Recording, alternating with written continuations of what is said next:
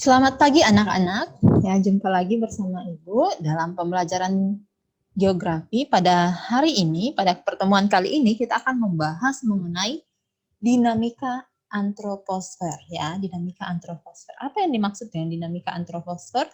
Ya, kalau antroposfer itu suatu bagian pada lapisan ya dari kata sphere di sini ya, sphere di sini artinya lapisan. Lapisan apa? Lapisan anto. Ya, antropos ya, berarti lapisan manusia. Jadi kita sedang belajar mengenai suatu bagian pada bumi kita yang berkaitan dengan manusia. Oke. Nah, saya kalian perhatikan gambar ini ya. Saat ini ya, penduduk di suatu wilayah khususnya Indonesia secara umum ya, itu sudah cukup besar ya, sudah cukup besar, bahkan Indonesia dikatakan masuk dalam 5 besar penduduk terpadat. Ya, Indonesia masuk dalam 5 besar penduduk terpadat di dunia. Setelah Cina ya, ada Amerika di dalam dan lain sebagainya.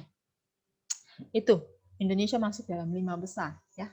Nah, mengapa demikian? Mengapa bisa masuk dalam 5 kategori ini ya? Jadi jumlah penduduk ini sudah dibandingkan dengan luas wilayah yang ada di Indonesia ya, itu sudah cukup banyak dari daerah yang lain. Bahkan ada daerah yang sangat luas tetapi jumlah penduduknya sangat kecil. Sedangkan Indonesia tidak terlalu besar begitu tetapi penduduknya cukup banyak. Nah, kita akan di bab ini akan mempelajari kira-kira apa yang menjadi faktor penyebab mengapa jumlah penduduk di Indonesia itu cukup besar. Ya, dan beberapa negara-negara yang masuk dalam 5 nominasi tersebut. Ya, namun sebelumnya kita akan membahas apa yang dimaksud dengan penduduk ya. Jadi penduduk itu adalah orang yang menempati suatu wilayah secara geografis ya. Misalnya William tinggalnya di mana? Di Palopo. Berarti William adalah penduduk daerah Palopo ya. Kemudian yang tinggal di daerah lain ya, berarti terhitung sebagai penduduk di daerah tersebut ya. Jadi tinggal di suatu wilayah geografis pastinya. Tidak mungkin kan kalian tinggal di bulan kalian dibilang penduduk ya, tidak mungkin ya, karena secara geografis di sini wilayah geografis ya. Pastinya geografis itu ada di bumi kita ya. Kalau kalian tinggalnya di Amerika berarti kalian penduduk di sana. Ya. Bedakan dengan warga negara ya. Kalau warga negara beda lagi istilahnya. Kalau warga negara kalian belajar di PKN ya, kalau warga negara. Tetapi secara umum ya sama-sama mencakup wilayah geografis itu ya. Oke, berikut penduduk Indonesia itu adalah warga negara Indonesia dan orang asing yang menetap di Indonesia ya, karena tadi Ibu katakan di awal menempati suatu wilayah geografis itu sudah disebut sebagai penduduk ya. Jadi dia entah dia warga negara kah ataukah orang asing, pokoknya kalau dia sudah menempati suatu wilayah secara geografis dia adalah penduduk di situ ya. Ini juga orang asing, misalnya ada turis yang datang kemudian dia sudah menetap di daerah itu ya, dia dianggap sebagai penduduk ya, meskipun dia tidak memiliki kewarganegaraan Indonesia. Oke ya, paham ya sejauh ini? Nah, berikut kita akan melihat ya, Indonesia itu sangat beragam sekali penduduknya. Oleh karena itu, kita akan belajar mengenai dinamika penduduk ya. Kalau berbicara mengenai dinamika berarti suatu hal yang berubah-berubah. Ya, kenapa bisa penduduk itu berubah? Ya, jumlahnya berubah, bisa naik, bisa turun dan lain sebagainya. Itu karena ada faktor. Faktor apa namanya? Ada faktor alami dan jadi faktor yang mempengaruhi demografi ini ya. Kalau berbicara mengenai demografi itu berbicara mengenai suatu kondisi penduduk ya. Ya. Jadi saat kita berbicara mengenai demografi itu juga berkaitan dengan penduduk ya, suatu kondisi penduduk di suatu daerah tertentu ya.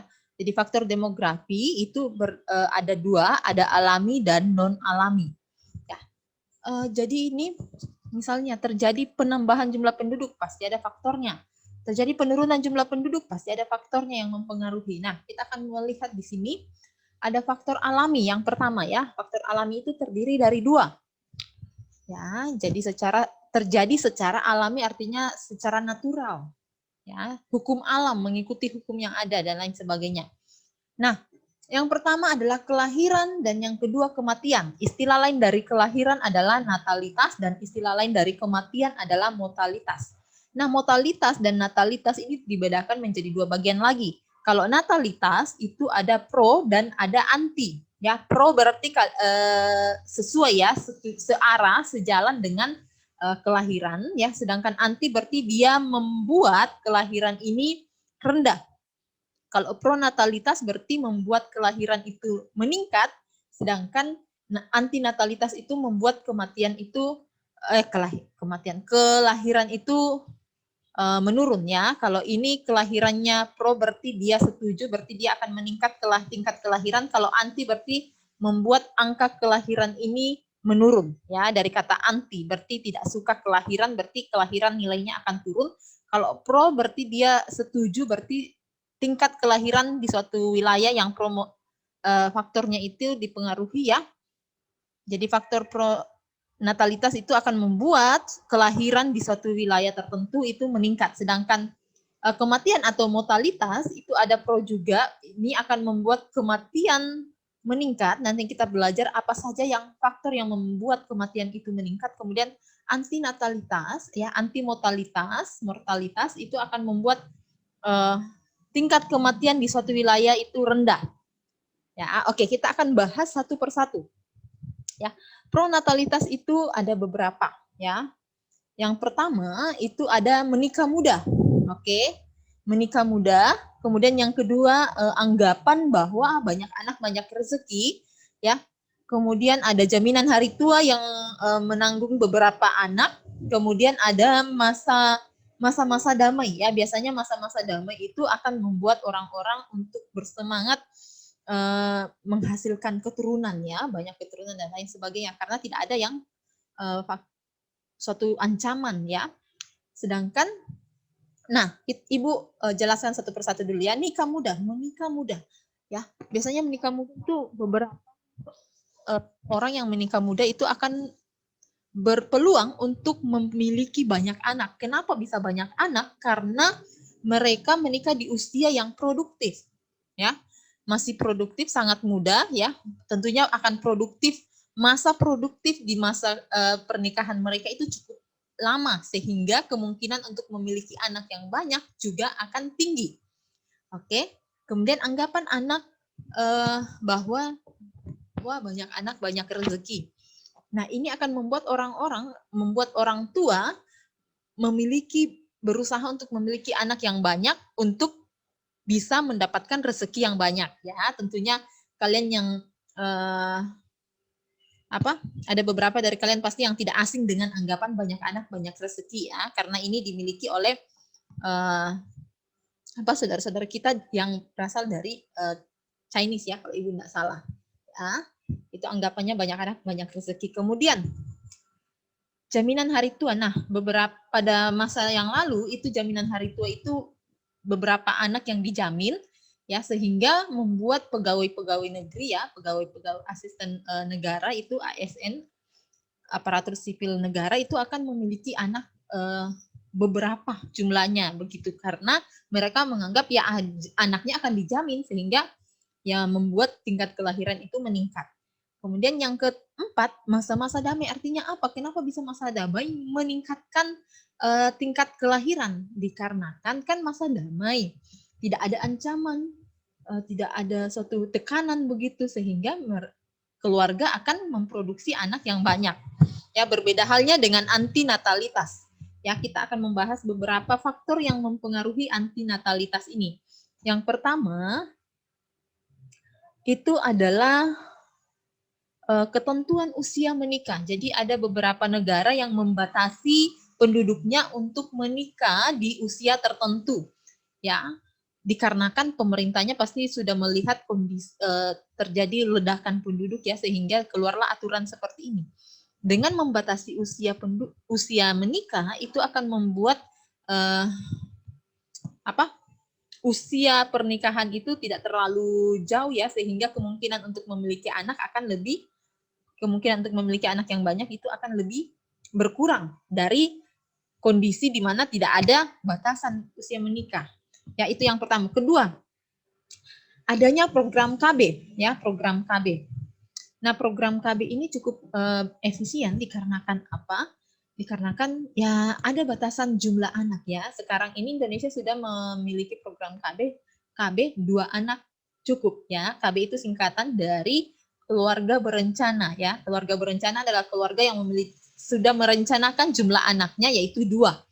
Ya, maksimal 2. Dengan demikian ya keluarga tidak akan memiliki anak lebih dari 2 dan bahkan sebanyak-banyak yang mereka sukai ya, tetapi dibatasi pada jumlah 2 anak itu ya. Kemudian anggapan orang tua modern. Jadi sekarang ini anggapan yang banyak anak banyak rezeki itu sudah mulai terkikis dan sudah berubah ke anggapan orang tua modern di mana mereka menganggap bahwa anak itu juga punya tanggungan nanti, punya kebutuhan yang harus dipenuhi. Kalau semakin banyak anak yang dimiliki, maka tanggungannya akan semakin tinggi. Oleh karena itu, orang tua modern akan berpikir 2 kali, 3 kali untuk memiliki anak yang jumlahnya banyak ya. Itu yang cukup mempengaruhi tingkat kelahiran itu menurun.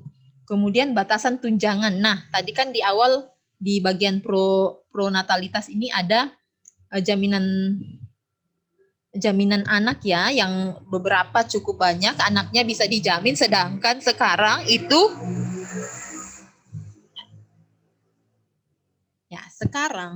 sekarang itu kalau tidak salah dua atau 1 begitu. Terakhir Ibu dengar itu dua anak yang akan ditanggung, ada tunjangan dari pemerintah untuk pegawai negeri begitu ya. Itu membuat orang tua ya, keluarga yang bekerja di negara ya, untuk negara itu akan berusaha untuk membatasi jumlah anaknya. Kemudian masa perang ya. Kenapa Bu masa perang bisa mempengaruhi jumlah kelahiran, bahkan dia menurunkan jumlah kelahirannya? Coba kalian bayangkan, misalnya lagi masa perang nih di daerah A, kemudian pastinya ya pada masa perang itu akan banyak orang-orang muda ya yang akan diutus ke medan perang. Ya siapa yang mau produksi anak ya, bagaimana bisa memproduksi anak kalau orang tuanya atau anak mudanya sudah diutus ke medan perang, ya itu pasti mengurangi tingkat kelahiran ya kan? Ya karena orang-orang yang bisa berperang akan diutus ke medan perang untuk berperang dan lain sebagainya begitu. Ya, jadi masa perang itu cukup bisa membuat tingkat kelahiran itu akan rendah. Ya, dia tergolong dalam antinatalitas. Kemudian yang kedua, kematian ya, promortalitas. Berarti dia mendukung kematian itu sehingga nilai kematian itu tinggi. Apa saja yang membuat kematian di suatu wilayah itu tinggi atau meningkat? Yang pertama adalah kesehatan yang kurang, yang minim.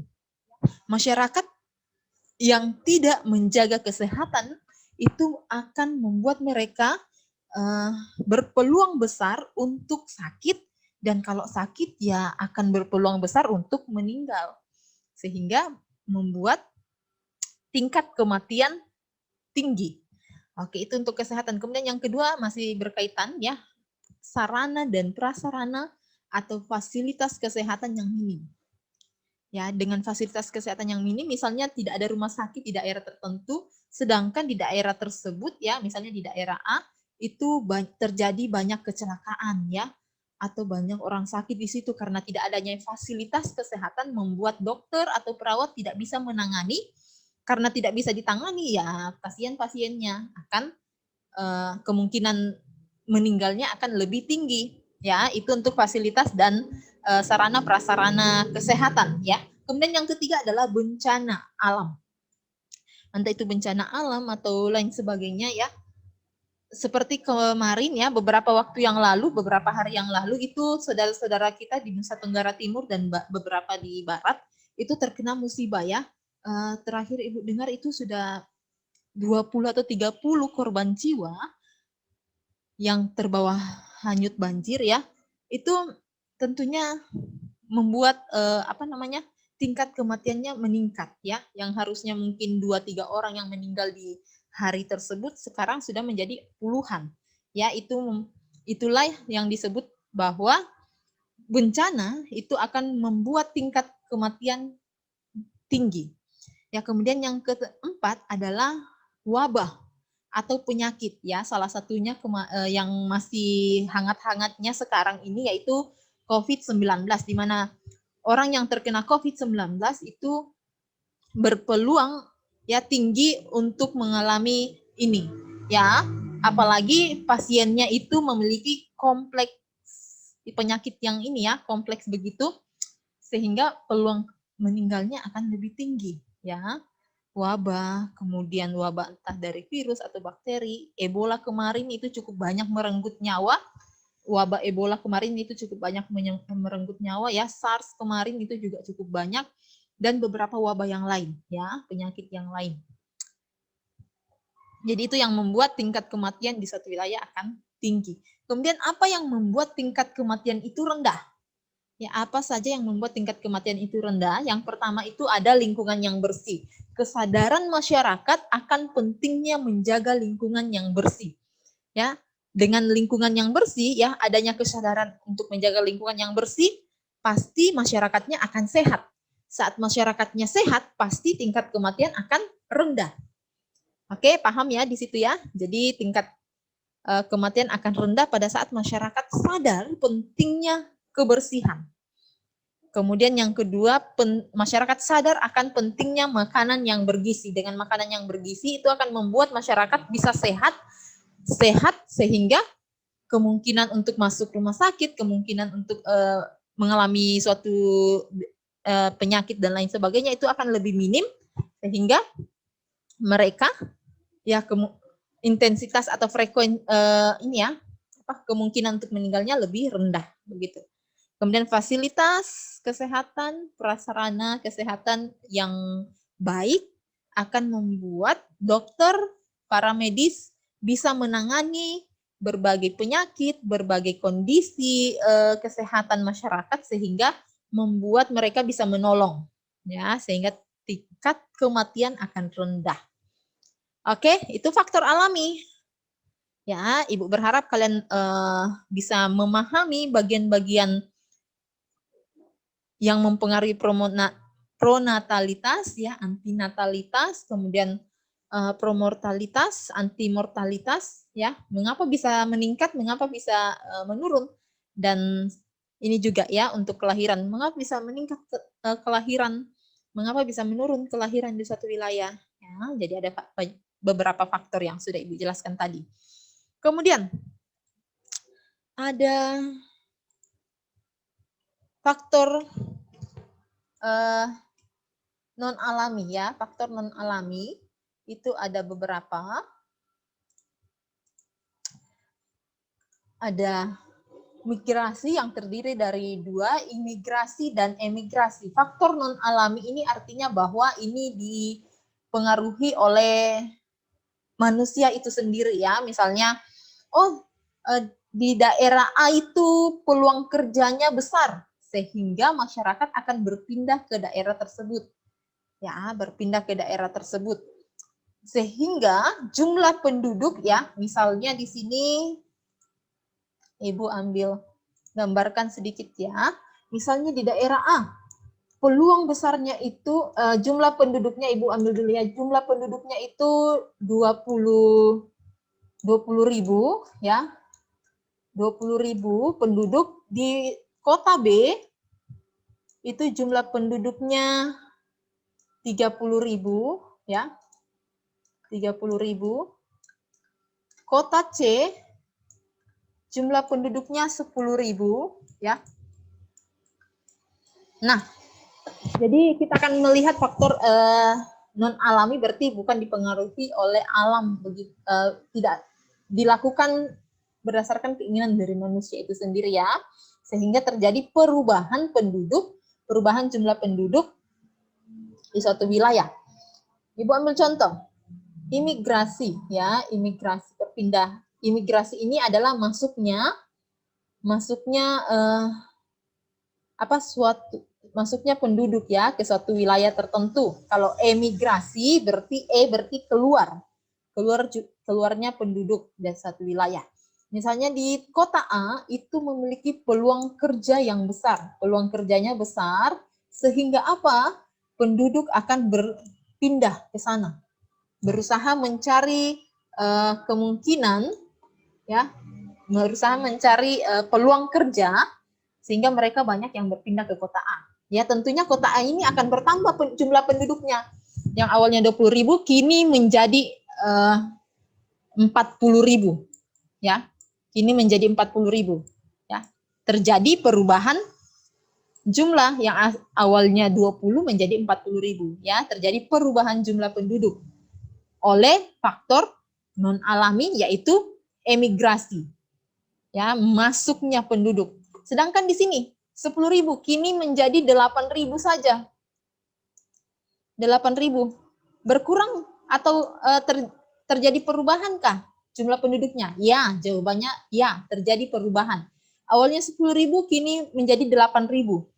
Ini disebabkan karena adanya emigrasi, ya, karena adanya emigrasi penduduknya keluar dari daerah tersebut sehingga jumlah penduduknya berkurang, jumlah penduduknya berubah. Kalau ini jumlah penduduknya disebabkan karena imigrasi, masuknya penduduk. Ya, ini juga awalnya 30 karena berpindah ya dia berkurang menjadi 25 misalnya, 25.000 ya. Berubah enggak jumlah penduduknya? Jawabannya ya, berubah. Berubah karena faktor apa? Apakah faktor kelahiran, kematian atau yang lain? Ya, ini lebih banyak dari faktor imigrasinya emigrasinya bagian emigrasi ya, dikarenakan penduduknya itu berpindah kemana? Ke kota A. Kenapa dia berpindah ke kota A? Karena di sini peluang kerjanya bagus, kemudian kondisi lingkungannya bersih sehingga banyak penduduk yang menginginkan hidup di kota A ini atau daerah A ini. Ya. Jadi ini contoh dari imigrasi, penduduknya banyak penduduk yang masuk sehingga terjadi perubahan jumlah penduduk. Kalau ini emigrasi, penduduknya yang keluar sehingga terjadi perubahan. Ini juga penduduknya keluar sehingga terjadi perubahan jumlah penduduk. Ini berubah ya. Ini berubah. Berubah karena apa? Faktor emigrasi. Oke? Bisa ya? Jadi faktor yang mempengaruhi atau hal-hal yang membuat terjadinya perubahan penduduk, terjadinya dinamika penduduk yaitu 2, alami dan non alami. Yang alami ada kelahiran dan kematian, kemudian ada yang mendukung kelahiran, ada yang tidak mendukung kelahiran, ya, dan kematian juga ada. Kemudian ada non alami, ada migrasi, perpindahan penduduk. Kalau imigrasi berarti masuknya penduduk, emigrasi keluarnya. Jadi kita akan melihat ada 3 jenis piramida penduduk, ya. Coba perhatikan, ada ekspansif, stasioner, dan konstruktif. Jadi ini menunjukkan terjadinya perubahan jumlah penduduk, ya. Jadi kalau ini artinya cara membaca grafik piramida ini atau grafik ini,